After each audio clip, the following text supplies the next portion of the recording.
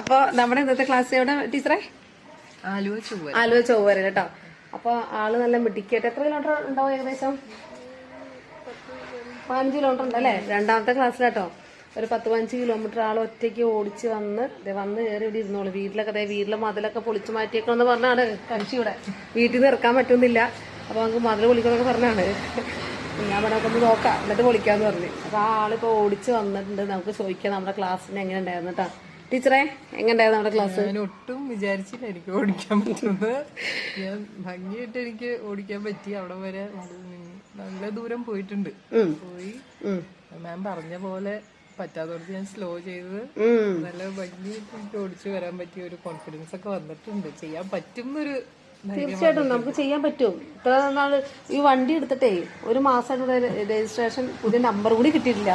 എന്നിട്ട് ഒരു മാസം ഇവിടെ കിടക്കണായിരുന്നു വെയിറ്റ് ചെയ്തിട്ടല്ലേ, വെയിറ്റ് ചെയ്ത് നിൽക്കുന്നത്. അതൊക്കെ എനിക്ക് ടൈം കിട്ടിയില്ല. എന്നിട്ട് ഇനിയിപ്പോ ഇപ്പഴാണ് അതുവരെ ആള് സ്റ്റാർട്ട് ചെയ്തോ? സ്റ്റാർട്ട് ചെയ്യും, അതറിയാമായിരുന്നു കേട്ടോ. അപ്പൊ സ്റ്റാർട്ട് ചെയ്യുന്നതുകൊണ്ട് വേറൊരു ഐഡിയ ഉണ്ടായില്ല കേട്ടോ.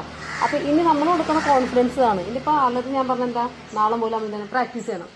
കാരണം നമ്മൾ പോലെ അവർക്ക് വണ്ടി ഓടിക്കണ്ടേ, അതുകൊണ്ടാണ് ഞാൻ അവരെ കൊണ്ട് ഇടിപ്പിക്കുന്നത് കേട്ടോ. അപ്പൊ നാളെ പോയി ടീച്ചർ എന്ത് ചെയ്യണം? പ്രാക്ടീസ് ചെയ്യണം. നമുക്ക് വേണ്ടി കഷ്ടപ്പെട്ട് നമ്മുടെ ഹസ്ബൻഡൊക്കെ ഇതുപോലെ വണ്ടിയൊക്കെ വാങ്ങിച്ചെന്ന് ഇല്ലേ, ബാക്കി നമ്മൾ ചെയ്യണ്ടേ. നമ്മൾ സേഫ് ആയിട്ട് ഇരിക്കാൻ വേണ്ടിയിട്ടല്ലേ അവരിതൊക്കെ ചെയ്തു തരണേ. ബാക്കി നമ്മൾ ശ്രമിക്കണ്ടേ. നമുക്കൊരു കച്ചിത്തുമ്പ് കിട്ടി ഇല്ലേ, ഇനി നമ്മളെന്താ പിടിച്ചു കയറണം. ടീച്ചറിനെ എന്ത് പറയണമെന്നൊക്കെ ഉള്ള ഒരു കൺഫ്യൂഷനില്ലേ ആളിങ്ങനെ ഇരിക്കണം. അപ്പൊ ഞാൻ വല്ല കുഴപ്പമില്ല, ടീച്ചറിന് സംതോഷമുള്ള കാര്യം. ടീച്ചർ എന്താ തോന്നി അത് പറഞ്ഞാൽ മതി തന്നെ കേട്ടാ. അപ്പൊ ടീച്ചറെ ഹാപ്പി അല്ലേ ടീച്ചറെ? അല്ലേ? അപ്പൊ ടീച്ചറെ താങ്ക് യു, എല്ലാത്തിനും താങ്ക് യു. ഞാൻ പറഞ്ഞതിന് കേട്ടതിനും കുരുത്തക്കേട് കാണിച്ചതിനും കേട് കാണിച്ചതിനും ഒരുമിച്ച് എന്താ പറയാ എന്നെ വിളിച്ചതിനും എല്ലാത്തിനും താങ്ക്സ് ഒരുപാട്. പിന്നെ പ്രാക്ടീസ് ചെയ്യണം. പ്രാക്ടീസിലാണ് കാര്യക്കണേ. എന്നെ കൊണ്ട് നിങ്ങൾ ഇത്രയൊക്കെ ആക്കി തരാൻ പറ്റുക, ബാക്കിയൊക്കെ നിങ്ങളുടെ കയ്യിലാണ്.